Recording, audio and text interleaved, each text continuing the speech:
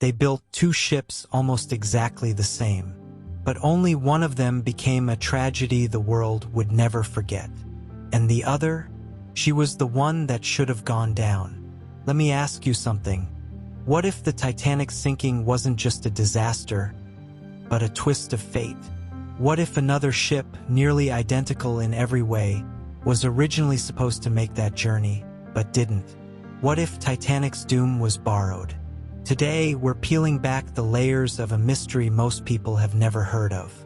Because before Titanic ever set sail, her older sister Olympic was already making waves and leaving a trail of problems in her wake. Some believe Olympic was cursed. Others think she was switched with Titanic in an insurance scam. And some historians quietly ask a haunting question. Did the wrong ship go down? This isn't just a story about a ship. It's about bad luck, backroom decisions, near misses, and a legacy that got buried in the shadow of disaster. The Olympic didn't sink, but maybe she was supposed to. This is the untold story of Titanic's forgotten twin, and how she dodged death by inches. Let's go back to the early 1900s. The world is obsessed with progress. Everything's getting faster, bigger, louder. The oceans, they're the superhighway of empires. And every shipping company wants the crown. White Star Line is tired of playing second fiddle to Cunard, whose ships Lusitania and Mauretania are breaking speed records left and right. So White Star comes up with a different plan. If you can't beat them with speed, beat them with size and style. That's how the Olympic-class liners are born. Not one, not two, but three ships. The Olympic, the Titanic, and later the Britannic. They're meant to be floating palaces, luxury on the sea. Not just transport, but an experience. The kind of ship where you could enjoy a cocktail in a first-class smoking room, play squash, walk marble-lined corridors, and feel like royalty. The Olympic is the first to launch in October 1910. She's the biggest ship in the world at the time. And let me tell you, she's a beauty. 882 feet long, over 45,000 tons. Her dining saloons look like five-star hotels. Her staircase is grand enough to make your jaw drop. People called her unsinkable, just like they would call her sister later. But Olympic's story takes a sharp turn early on.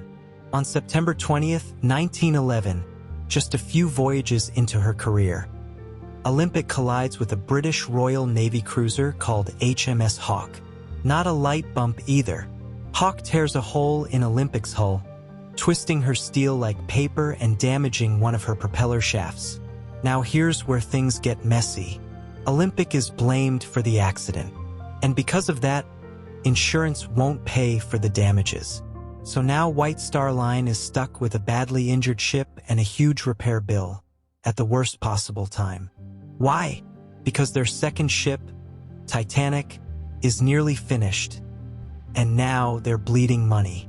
It's during these repairs that Olympic and Titanic become even more alike.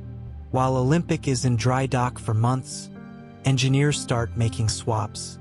Pieces, fittings, even lifeboats. Both ships are being worked on at the same shipyard in Belfast. Some workers are going back and forth between them, and that's where the conspiracy theory takes root. Some people, including researchers, authors, and even a few Titanic descendants, believe that White Star Line made a shocking decision. That they secretly switched the Olympic with the Titanic. Why would they do that? Because Olympic was badly damaged, nearly beyond repair, and no longer insurable. But Titanic was brand new, clean record, full insurance. If you believe the theory, here's how it goes. White Star rebrands the damaged Olympic as Titanic. They change the names on the bow, swap a few decorative pieces, and keep it hush-hush. Then they send her on what's meant to be a short, high-profile voyage, and stage a controlled accident. Something minor, enough to collect insurance. But things spiral out of control and the ship sinks. Titanic becomes the disaster. But the ship that actually sank? That was Olympic. Now hold on, let's not go full tinfoil hat just yet. Most historians dismiss this theory as nonsense.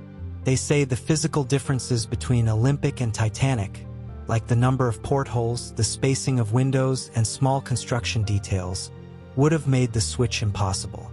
And realistically, it would have taken hundreds of people to stay silent about a cover-up this big. But still, the theory refuses to die. Why? Because it's not just the conspiracy that's interesting. It's the truth that Olympic was constantly surrounded by misfortune. After her repairs, Olympic went back to work. But she hit rough seas again in 1912, injuring several passengers. That same year, a propeller blade broke off mid-voyage, and she had to return to port. She was constantly being pulled in for fixes over and over. Meanwhile, Titanic was rushed into service. Olympic setbacks meant White Star needed Titanic in the water fast, and that rush meant corners were cut. Safety drills were minimal. Lifeboats were added only for looks, not function. Titanic looked ready, but she wasn't truly battle-tested. April 10, 1912. Titanic sets sail on her maiden voyage. On board are some of the richest men in the world, John Jacob Astor, Isidor Straus, along with immigrants chasing the American dream, young couples, and seasoned sailors who had served on Olympic.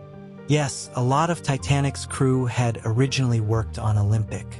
Some of them even referred to Titanic as the Olympic by accident. Their layout was nearly identical down to the carpet patterns.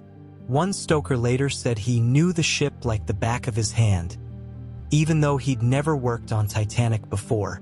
For days later, Titanic hits an iceberg, and you know what happens next. The ship sinks in less than 3 hours. Over 1,500 people die. It's the biggest peacetime maritime disaster in history. But Olympic, she keeps sailing. And here's the twist. Olympic sails for 24 more years. Through war, through bad weather, through changing times. She doesn't just survive. She thrives. During World War I, she's turned into a troop transport ship. They paint her in wild zebra stripes called dazzle camouflage to confuse German U-boats. And in 1918, Olympic does something that no other merchant ship ever did. She rams and sinks a German submarine. On purpose. That's right. Titanic's twin becomes a literal war hero. Her reputation gets a boost. Passengers come back. She carries celebrities, heads of state, and thousands of everyday people across the Atlantic. But the curse never quite lifts. In 1924, she strikes and kills a tugboat in New York Harbor. In 1934, she collides with another ship, the Nantucket Lightship, during fog, killing 7 people. Olympic always seemed to be dodging disaster, but never cleanly. By the 1930s, the world has changed. The Great Depression hits hard.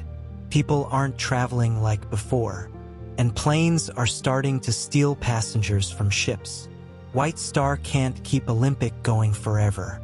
In 1935, after over 2 decades of service, she's retired and sold for scrap. Workers take her apart piece by piece. Her grand staircase, paneling, chandeliers, all of it is auctioned off. Today, you can walk into a hotel in Alnwick, England, and have a drink at the bar built from Olympic's woodwork. Parts of her are still out there, scattered like ashes from a once great life. But here's the real heart of the story. If Olympic had never collided with HMS Hawk, if she hadn't needed those repairs, if she'd kept her original schedule, then she, not Titanic, would have sailed on April 10, 1912. The iceberg wouldn't care about the ship's name. The outcome might have been exactly the same. But we wouldn't be talking about Titanic today. It would have been Olympic on the bottom of the Atlantic. And Titanic might have gone on to have a long, uneventful career, just another ocean liner in the history books. Instead, fate played its cards in reverse. Titanic became a legend by dying young. Olympic became a ghost by living too long. One ship is remembered, the other is forgotten. But they were sisters, steel sisters, built together, launched together, and only one got to grow old. So maybe the question isn't, which one should have gone down? Maybe it's this: what makes one tragedy unforgettable and another completely erased? We remember Titanic because of how she died, but we forgot Olympic because she lived.